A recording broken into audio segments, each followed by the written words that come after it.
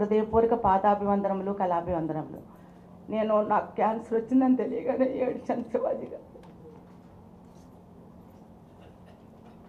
కానీ జేఎంజే హాస్పిటల్కి వెళ్ళగానే నాకు మంచి హెల్ప్ చేశారు. అక్కడ డాక్టర్స్ అంతా చాలా కళ్ళ తల్లిదండ్రులా చూశారు. మంచి డాక్టర్స్ ఉన్నారు అక్కడ. కేసీఆర్ గారు కూడా చాలా బాగా చేస్తున్నారండి తెలంగాణ ప్రభుత్వం. కేసీఆర్ గారికి చాలా రుణపడి ఉంటాను. సీఎం క్యాంపస్కి వెళ్ళాను, నన్ను 5 నిమిషాలు కూడా కూర్చోబెట్టుకున్నాను. నాకు 6 డాక్టర్లతో మాట్లాడాను. నా దగ్గర ఒక పైసా లేదు, నేను ఏం చేయాలి, 5-6 లక్షలు అవుతుందంటే ఆరోగ్యశ్రీ రాసిచ్చారు. క్యాంపస్కి వెళ్ళాను. సీఎం గారు నాకు వెంటనే 5 నిమిషాలు శాంక్షన్ చేశారు. 3వ రోజు ఆపరేషన్ చేశారు. అక్కడ ఉన్న డాక్టర్స్ అందరికీ నా హృదయపూర్వక కళాభివందనలు.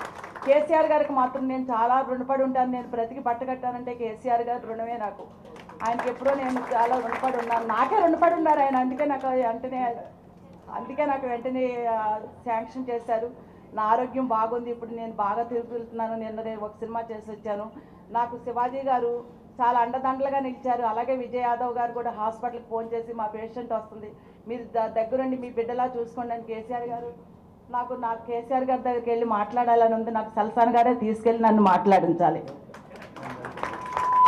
సల్సాన్ గారు కూడా మంచి చెప్పారు. ఆర్టిస్టులకి మంచి మీరు బాగా చేయండి సార్, మీరు మళ్ళీ మీరు మంత్రి అవ్వాలి, ముఖ్యమంత్రి గారు కేసీఆర్ గారే ఉండాలి, మాలాంటి పేదలందరికీ సహాయం చేయాలని ప్రభుత్వాన్ని నేను కోరుకుంటున్నాను. నమస్కారం.